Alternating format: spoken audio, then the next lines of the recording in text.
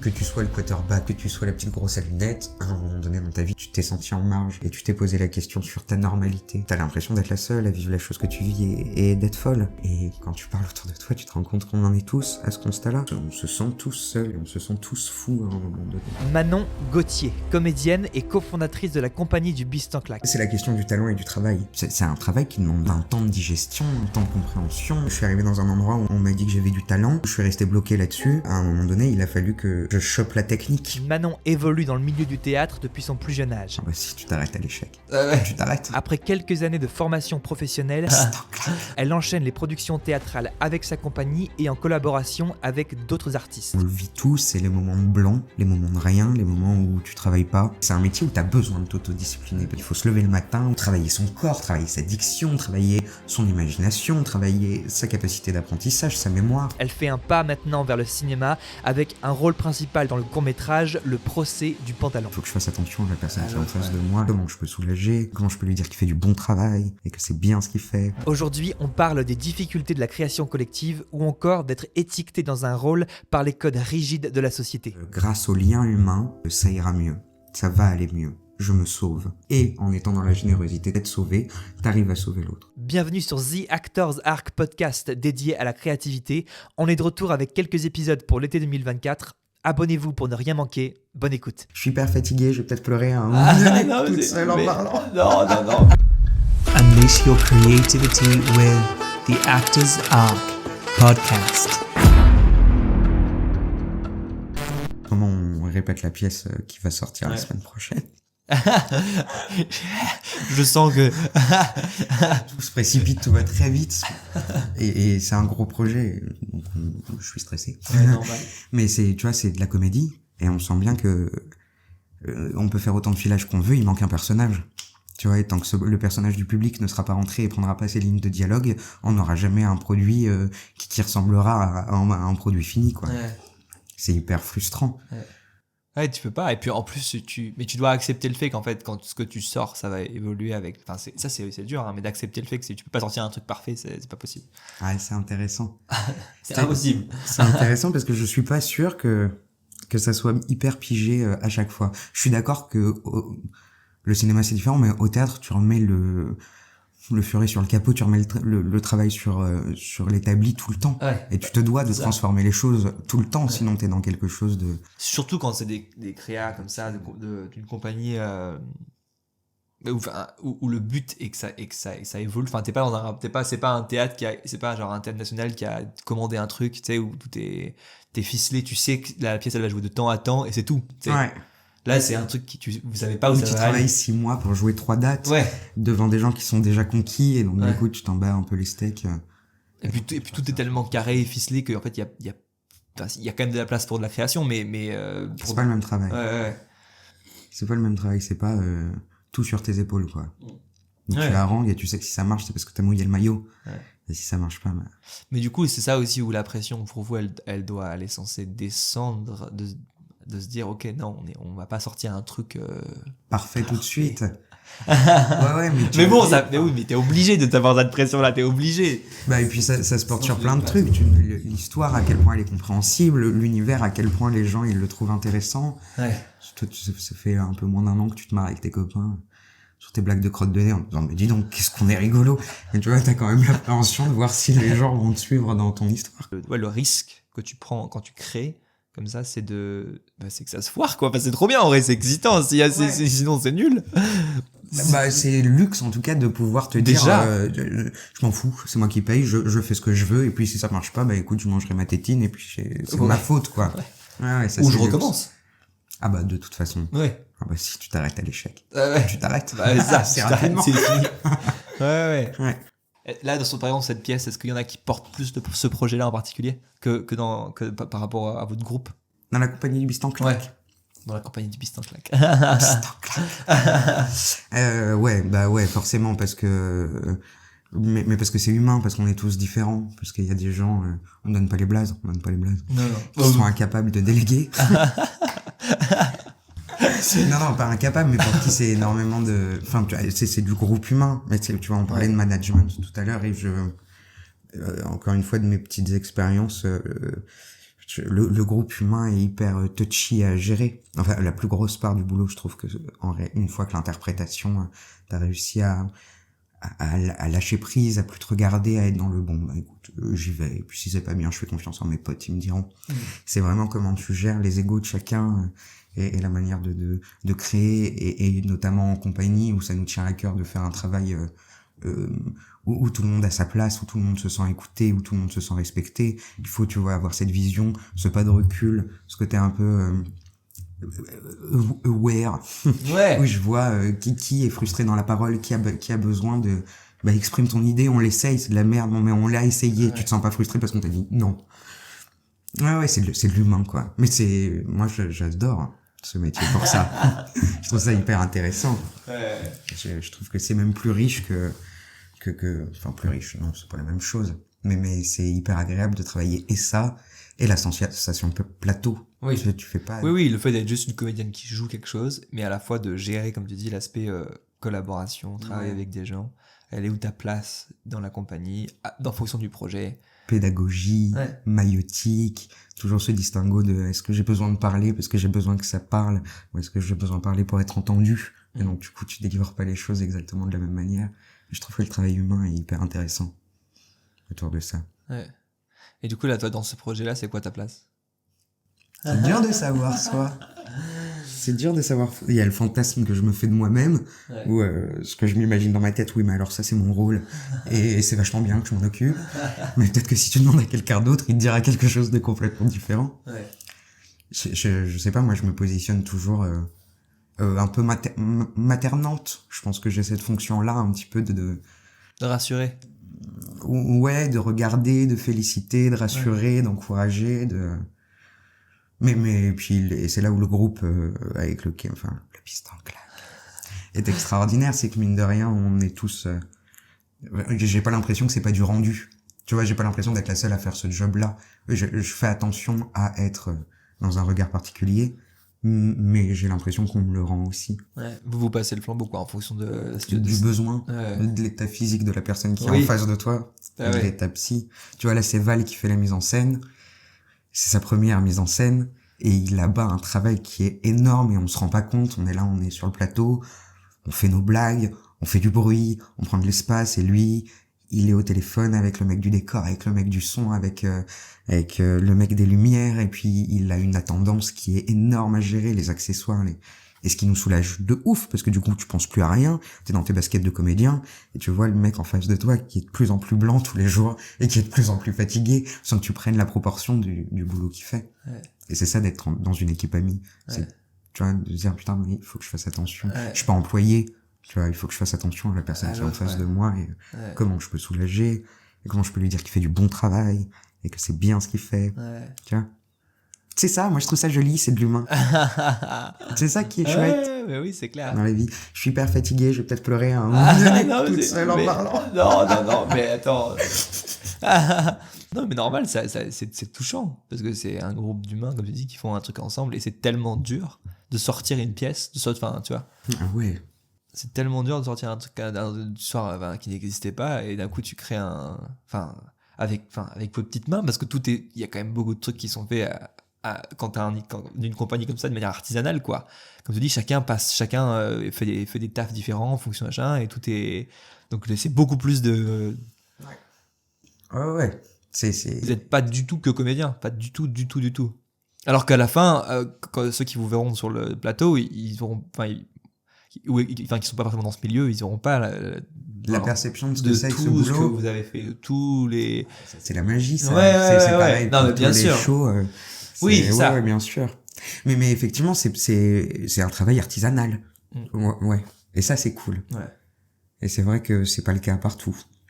Sur mon petit projet de cours, là, que j'ai fait, il y a eu plusieurs sessions, et la première session, je connaissais pas. Tu vois, j'ai reçu on est venu me chercher, donc c'est pas une équipe que je connais. Et, au début, je me suis dit, mais comment je peux prendre une place, artisante, on m'a tout de suite assise, maquillée, tu bouges pas, tu parles pas, tu te reposes, tu fais, t'es pas habitué à ça, tu vois, tu fais, laisse-moi porter un fly case, je fais un truc, tu te casses le dos, je vais te donner un coup de main. un peu là, s'il vous plaît.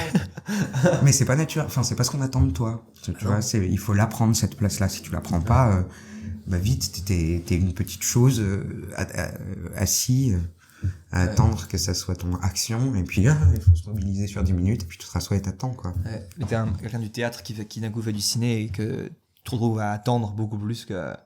Enfin, tu vas avoir le moment où tu vas jouer, il est tellement court, le moment où tu dois être présent et tout donner par rapport au théâtre où t'as quand même... Ouais, c'est pas pareil. J'ai eu du mal au début à me sentir en jeu. Tu t'attends toute la journée, puis on va te demander de faire... Puis découper, tu te dis, mais j'ai pas joué, là, j'ai lu mon texte, je me suis pas vertébré, j'ai rien vécu. Moi, personnellement, je n'ai rien vécu. Ouais, c'est pas la même chose. C'est pas un pamphlet d'1h30 où tu tiens les trucs, la barre, et puis, die, il faut que ça continue et que tu maintiennes le truc. C'est différent. Enfin, ouais, ça, je dirais que les outils de comédien sont les mêmes pour jouer, mais c'est juste que tu dois les adapter à ce truc-là, ouais, à quel moment tu les utilises dans un temps. Tu dois tout donner, tu dois être le plus, plus intense possible sur un temps tout court, tout minuscule de ça peut durer 30, un peu comme c'est des plans. Tu sais, c'est toujours des 15-20 secondes de jeu d'un moment que tu dois refaire en boucle en plus 10-50 fois. C'est quand même très bizarre par rapport au théâtre. Ouais, absolument. C'est une autre, enfin, je suis d'accord avec toi, c'est la même chose, ça se loge au même endroit, et en même temps, c'est pas la même manière de le délivrer. Ouais. Donc ça, il y a un truc qui bouge, c'est un potard qui se transforme. Toi, si c'était deux choses différentes. Ouais. Si tu jouais pas de la même manière pour les deux, je pense que ce serait plus simple parce que t'actives pas la même chose. Je trouve que ce réglage de potard est hyper touchy. Parce qu'il faut se sentir en jeu sans être dans un rapport public énorme, dans un truc... Parce que t'as fait beaucoup de théâtre quand même. Bah, essentiellement. Ouais, beaucoup. Essentiellement. Et depuis très longtemps en plus. Bah, je gagne ma vie en faisant ce truc-là depuis 2017. Ouais. Mais effectivement, j'ai toujours...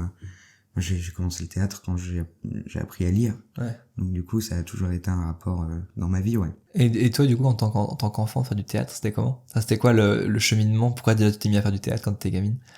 Et c'est quoi un peu le cheminement? Bah, c'est rigolo. C'était la passion de mon arrière-grand-père, qui l'a légué à sa fille, qui n'a jamais été comédienne, ma grand-mère, qui était alcoolique et qui n'a jamais allé jusqu'au bout de ce rêve-là. Et ma maman m'a mis au théâtre quand j'étais petite. Donc tu vois, il y a un espèce de truc où tu récupères un cadeau ou un truc. Ouais, j'ai une mission. Je l'ai pas connue, moi, cette grand-mère, je l'ai jamais rencontrée, mais j'ai cette mission de vie qui m'appartient pas, et où quelque part on m'a dit, bah, ça sera ta voix, et j'ai eu 1 an de rébellion à 15 ans, je crois, j'ai dit, moi qui décide ce que je veux faire de ma vie. Et j'ai fait une dépression de ouf, j'ai arrêté le théâtre pendant 1 an, je suis tombé malade, j'ai eu un zona, je pouvais plus me lever de mon lit et tout. Ah ouais. Et en fait, c'est devenu une manière de s'exprimer, je pense, chez moi, qui est nécessaire pour que je fonctionne bien. Donc du coup, je vais reprendre le théâtre. J'ai eu ça aussi quand j'ai commencé à gagner ma vie avec ce métier-là, de me dire, tu vois, parce que ça me trottait cette histoire de legs, de libre arbitre, tu vois, de est-ce que c'est mon choix, est-ce que ça m'appartient, est-ce que c'est moi qui veux faire ça, ou est-ce que je m'y retrouve parce que on l'a décidé pour moi. Et je l'ai réfléchi, et quand j'ai commencé à gagner ma vie avec ça, je me suis dit, bah je l'ai fait, genre, tu vois, voilà. Bah, gagner ma vie, être comédienne, c'est un métier que j'ai fait et que je peux potentiellement arrêter si aujourd'hui je me suis détendu aussi vis-à-vis de ça. Ouais. J'ai plus la pression de devoir faire absolument ce métier. Bon, je touche du bois, je le fais et ça cool. Va, ouais. Tu vois. Mais avant, t'avais une dimension qui était qui venait de ton passé ou de ta famille qui rajoutait une pression, un truc qui maintenant est moins là du coup. Ben du coup, j'ai l'impression d'avoir accompli le taf qu'ils ont pas fait, tu vois. Ok, vous vouliez en vivre pour X ou Y raison, ça s'est pas passé comme ça. Bah voilà. T'as libéré une frustration moi, je l'ai fait. Familiale, quoi. Ouais. Un truc qui est pas pu arriver à une époque et qui est arrivé par toi. D'avoir rempli une mission, tu vois. Un truc où... D'avoir clôturé un... Ouais. Et je pense qu'aujourd'hui, si... je sais pas, on sait pas de quoi l'avenir est fait, mais si aujourd'hui il faut que je change de travail, ou qu'un jour je me lève et qu'il y a autre chose qui me dévore, je pense que je serais pas dans une frustration terrible. Tu seras à l'aise avec ça. Mon mec me dit que c'est des conneries, ça. Il me dit, tu supporteras jamais de faire un autre boulot. Mais non, en tout cas, dans ma tête, c'est ok. Tu vois, je me dis ok. Bah, Ouais, c'est ça l'important, c'est que tu te dises que tu as le choix en fait. quand on disait tout à l'heure, une première, faut se dire que l'objet n'est pas fini. En fait, il faut aussi se dire que l'objet n'est jamais fini, quoi. Enfin, que tu vois, tu te dois, c'est un peu ta mission, toi, en tant qu'acteur. Bon, après, il y a 1000 façons d'exercer ce travail-là, mais d'être dans le moment T, au moment présent, et tu vois, j'en parlais avec mon père qui est pas du tout comédien. Sur un moment de Gazon maudit, où tu te dois d'être dans l'émotion. Et il y a des soirs où tu le touches, le truc, et tu sors, t'es content, tu dis putain, là je me suis fait traverser, j'étais disponible, j'ai vécu un truc. Et des soirs où t'es en automatisme. Et un soir où ça se passe bien, j'ai mon père au téléphone et je lui dis, non, ce soir c'était bien, quoi. Et il a cette réponse de, mais c'est pas tout le temps comme ça. Mais c'est pas tous les soirs, t'es pas. Bah non, mais, t'as raison, c'est ce qu'il faudrait. Et ouais, effectivement, c'est le gros du travail, quoi. Surtout au théâtre où t'as des spectateurs différents tous les soirs. Donc eux, ils l'ont vu pour la première fois tous les soirs. Qui donc, payent, tu ouais. vois, qui sont là pour Donc si sur 100 soirs, il y en a que 10 qui sont cool. Ouais, où tu te dis je l'ai touché du bout des doigts, bah quelque part t'as mal fait ton travail, Bah ouais, tu vois. parce que t'as peut-être 1500 spectateurs qui n'ont pas eu le droit au truc trop cool que t'as pu faire, quoi. Qui a eu le truc réchauffé. Ouais. C'est la différence entre ce truc-là de théâtre vivant, quoi, et c'est au ciné où c'est un truc juste une fois. Ton rapport à ce que t'as fait du coup à l'Actéon, l'école d'Actéon. Ouais, mon rapport à Steiner. Ouais. Je sais que je me rappelle parce qu'on en parlait un peu parce que du coup j'avais fait moi Tchekhov et qu'il y avait quand même des liens avec ce genre de truc, enfin, ce genre de méthode, d'approche. Des trucs que tu utilises encore de là-bas, que t'as chopé. Dans ma boîte à outils. Ouais, dans ta boîte à outils d'actrice. Je suis pas allé jusqu'au bout de cette formation, j'en ai fait qu'un an. Ah ouais, ok, t'avais arrêté, ouais. Ouais. Et je pense que ça, pour le coup, c'était énormément que le Wilhelm Keras, qui était le directeur de cette formation, il avait pensé son truc par année. Tu vois, là où à l'acting, bon, t'intègres le groupe 1, t'intègres le groupe 2, globalement, tu vas voir les mêmes notions. Tu vois un peu de tout, ouais. Là, première année très spécifique, seconde année très spécifique, troisième année très spécifique, et il travaille par couche, et donc la première année est moins intéressante que la troisième année, et il va être dans un formatage pour la disponibilité, sans que ça soit péjoratif, mais pour la disponibilité que tu vas apprendre par la suite. Et je me suis arrêté au niveau 1, tu vois, en me disant, mais non. Tu sais aussi, du coup, que si tu commences à rentrer dans ce jeu-là, au bout de 3 ans, bah, t'es formaté à un truc, parce que tu vas potentiellement, après, bon, t'avais déjà fait une école avant, parce que imagine t'arrives là-dedans, t'as pas fait d'école avant. Et tu n'as que ça comme expérience. Ben, du coup, ça donne des comédiens qui ont des autres outils et une autre philosophie, mais elle est merveilleuse, cette approche. Cette pratique, parce qu'en fait, il y a autant de gens qui la font que de manière de le faire. Ouais. En réalité. Ouais, c'est ça. Tu vois, après, c'est à toi d'être intelligent. Tu vois, j'ai refait une formation pendant le Covid en 2020-2021, et j'étais plus mûr, et j'étais plus capable de dire, ça j'entends, ça va m'être utile, ok, ça je le récupère, je le mets dans ma besace et je le sortirai au moment où j'en aurai besoin, qu'à 19 ans où j'étais fâché contre le monde entier. Non, c'est non. Mais il faut être intelligent. Mais tu vois, quand tu fais des formations, quelle que soit la formation, il faut savoir ne pas y mettre. Mais c'est compliqué parce que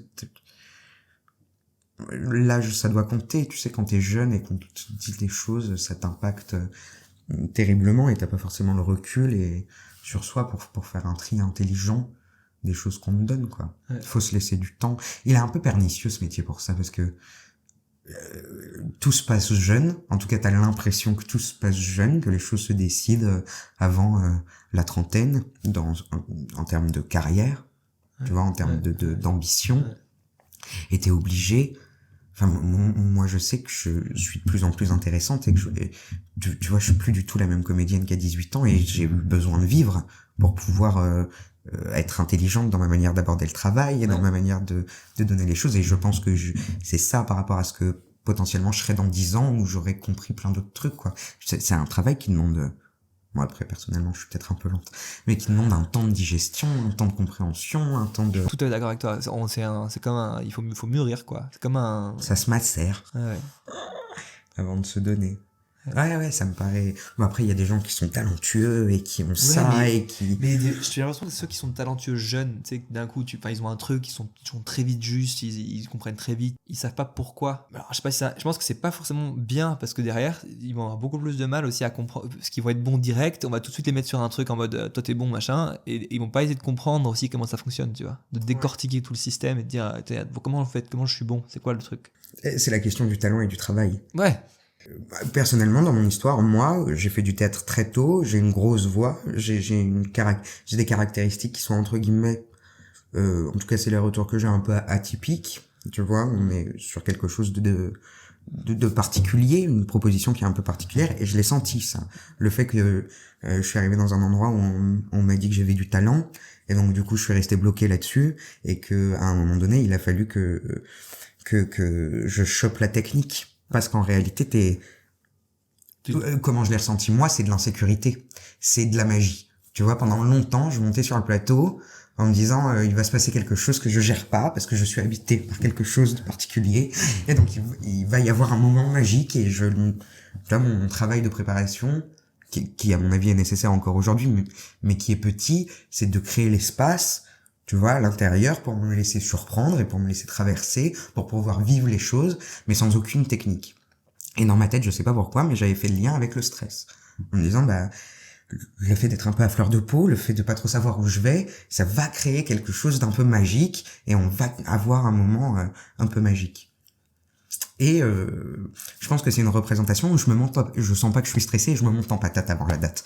Je fais, allez, mais là, il va falloir que je rentre dans quelque chose à faire. Et je fais une date catastrophique, mon copain, quelque chose d'absolument terrible. Et du coup, il a fallu que je conscientise le fait que je peux pas me lancer dans l'inconnu en me disant avec mes grosses couilles il va se passer quelque chose. Je suis obligé d'avoir un peu de technique, et c'est pas le même travail. C'est différent d'être en moment de transe, tu vois, où tu te dis il va se passer quelque chose, et de dire mais je gère ma technique, je sais exactement comment est-ce que ça va frapper, et l'amusement que je vais pouvoir avoir. C'est pas la même chose. C'est beaucoup plus libre avec... et détendu, et le travail est beaucoup moins éprouvant, tu vois, sûr. écorchant, t'abordes pas les choses, ça devient un travail, je sais pas comment dire, t'es plus dans une expérience du moment T, t'es dans quelque chose de pro, où tu te mets moins en danger, et où tu sais baliser ton chemin, quoi. C'est ça. Même de l'industrie, l'aspect professionnel de ce métier fait que tu peux pas tenir longtemps dans ce métier si t'as pas des techniques, si t'as pas des, tu vois, un truc. Sinon t'es juste quelqu'un qui va faire un truc de ouf dans quelques années, et tu seras incapable de comprendre sur la longévité, tu vois. Tu vas parce que tu auras été très bon dans un rôle ou un truc, parce que tu auras joué là, ce truc là, et après sauf que comment tu recommences ça, comment tu répètes, comment tu comprends aussi comment travailler avec les autres, tu sais, comprendre les techniques, comment les gens fonctionnent. Enfin, t'es obligé en fait. Si tu veux en faire un métier sur le long terme, t'as pas le choix de décortiquer le truc et de passer par la technique. Et je suis assez d'accord sur le fait que si tu pars d'une base neutre et que t'apprends une technique, le travail est plus rapide, j'imagine, que si tu pars que t'es déjà d'un gros melon, qu'il faut déconstruire le truc, mais c'est ça. Essayer d'éprouver les choses de manière différente. Tu vois, je t'expliquais ma réalité familiale par rapport à ce travail-là, et j'ai toujours été hyper soutenu, hyper accompagné. Tu vois, j'ai eu des parents qui m'ont mis dedans et qui m'ont dit mais c'est ça que tu vas faire et on va t'accompagner, et donc du coup j'ai été hyper gâté par la vie, tu vois. Et je vois par rapport à des collègues qui se sont battus, qui ont dit je ferai ça, t'es pas d'accord pour que je fasse ça, mais je vais le faire quand même. On est sur une philosophie qui est différente. Enfin, tu vois, c'est deux mondes différents où du coup il y a une vitalité qui se dégage de la discipline. Et peut-être que c'est pour ça que je dis que je peux changer de métier, et que tu vois, c'est pas le même rapport. S'il faut que je fasse dame du CDI et que enfin tu vois, et ça peut être c'est mon plan B. C'est ton plan B, tu sens très bien dame du CDI. Il y a plein de BD, ça va être avec des jeunes. Non mais je vois ce que tu veux dire, cette pression de dire d'avoir déjà cassé un mur pour le faire, faut juste mettre le pas dedans, parce que toi t'avais tout le monde qui te tirait pour pas le faire. Absolument. Ça va te créer la combativité, un truc de putain je vais y arriver, quoi. Une niaque, une volonté, et une Là, il y a un truc qui est vachement dur, je trouve, dans ce travail-là. Et je pense que là-dessus, on est... on a des manières différentes de réagir, mais on le vit tous. C'est les moments de blanc, les moments de rien, les moments où tu travailles pas. Ouais. Et tu sais pas quand est-ce que tu vas te remettre à travailler, qui est synonyme Bon, on n'est pas tous pareils, mais je pense que chez beaucoup de dépression, tu te retrouves sur ton canapé en te remettant ta vie en question, en disant mais quel choix j'ai fait, pourquoi je m'oblige à vivre des moments terribles où je sais pas où je vais. Et t'as des gens, et généralement c'est les gens qui se sont battus, je pense, qui ont une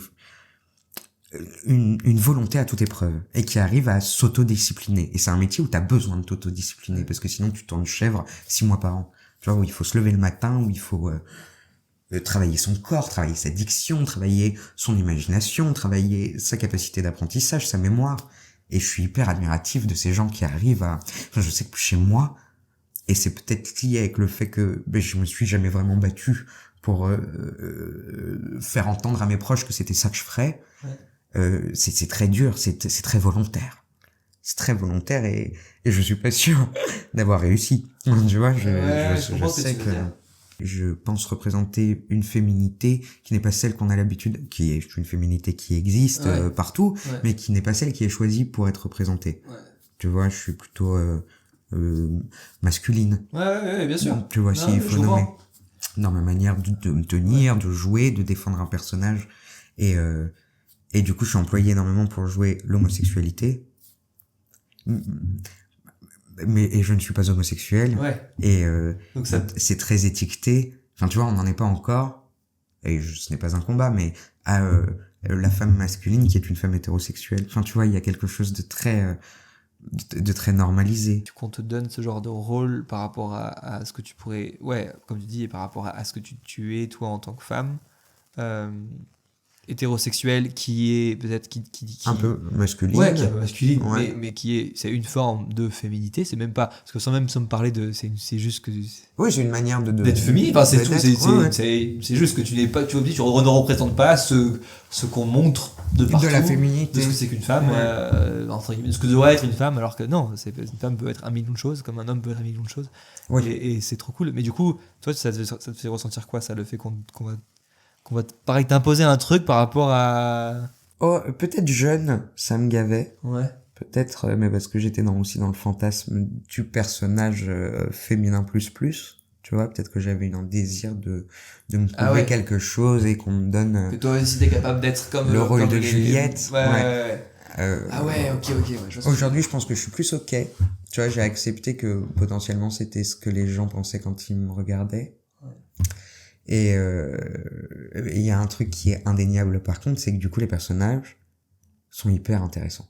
Et ça, c'est une chance de ouf. C'est que mine de rien, il y a rien de lisse. Ouais. Tu vois, dans le personnage qu'on me propose. Ça c'est dingue.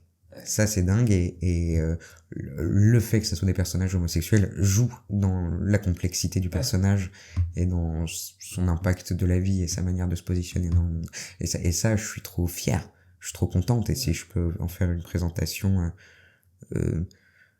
fidèle et intéressante à regarder, je suis ravi. Mais il m'a fallu du temps. Ouais. J'ai pas été ok tout de suite avec ça. Ouais, je comprends. Mais c'est dur et je pense que là-dessus on est tous pareils. De voir ce qu'on te colle à la tête, de voir la différence entre ce que t'es et ce qu'on te colle. Et de dire mais je ne suis pas compris en fait. Les gens ne comprennent pas. T'es dans un métier de représentation, tu passes ta vie à jouer avec ton image, à être plus ou moins ok avec elle, à chercher le moment où t'es en paix, où t'es, mais encore une fois, parce que tu ne peux être qualitatif qu'à partir du moment où t'es détendu. Et donc, être ok avec soi, c'est notre travail. Ouais.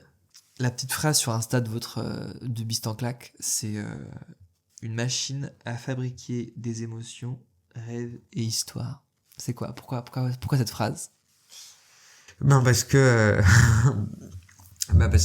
il a fallu chercher un nom de compagnie à un moment donné et que ça a été très compliqué parce qu'on est une collectivité de 6 personnes et à l'époque on était plus nombreux. On est une collectivité de 6 personnes et que il faut qu'on tombe tous d'accord, donc on s'est pris la tête de manière terrible jusqu'à ce qu'on tombe sur le mot Beast en claque qui n'emballait peut-être 2 personnes, et où tout le monde, fatigué de réfléchir, a dit ouais, bah d'accord, bah vas-y, mets ça, qu'est-ce qu'on s'en fiche.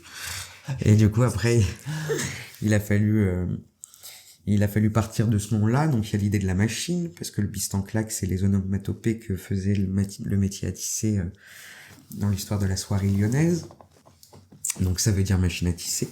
Bah, tu vois, c'est une pensée logique de qu'est-ce qu'on tisse. Bah, toi et moi et les gens, ces gens-là, on raconte des histoires. Ouais. Et on raconte des histoires. Nous, on est carrément des comédiens de comédie.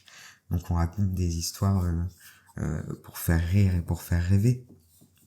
Alors on a toujours un petit message qui est généralement le bien vivre ensemble, sous des formes différentes, mais qui est généralement le bien vivre ensemble. Ouais. Et qu'on habille de rire parce que ça nous plaît et parce qu'on pense, et ça je parle collectivement en étant sûr des vieilles personnes, que c'est un outil qui n'est pas moralisateur et qui est une bonne manière d'intégrer des messages sans avoir l'impression qu'on m'a expliqué les choses et que du coup je dois le faire. Moi, je suis toujours subjugué quand je me suis fendu la poire, que le film se termine et que je fais c'était intelligent. Mon Dieu, c'était vachement intelligent. Je pense qu'on avait tous ça à cœur quand on a créé la compagnie. On fait de la comédie, ok. De par la formation qu'on a faite, on a une ouverture qui est une ouverture de café-théâtre. Et donc, du coup, quelque chose où on te demande un rendu de rire très précis. On demande que ça rigole énormément. Et donc, du coup, tu te dois d'être dans la vanne. Mais qu'on avait tous à cœur de dire, ok, mais pas... Mais on veut être fier de ce qu'on fait, du message qu'on défend, et on essaye à chaque fois de trouver le twist d'intelligence. Alors, si c'est pas compris, bon, mais en tout cas, c'est plus facile à défendre, tu vois, de savoir. Dire, ok, bah t'es pas parti avec le message, mais moi, ce que je raconte, c'est ça. Et bien sûr que je fais des bruits de prout parce que c'est rigolo. Et parce que... Mais mon gars, il y a un mais truc. en réalité, on raconte, et tu te rends vite compte, et ça, je pense que c'est commun, mine de rien, à la comédie depuis des années, que tu parles généralement de solitude et de gens tristes. Et sous couvert de comédie, tu crées le lien, tu crées l'union, et généralement...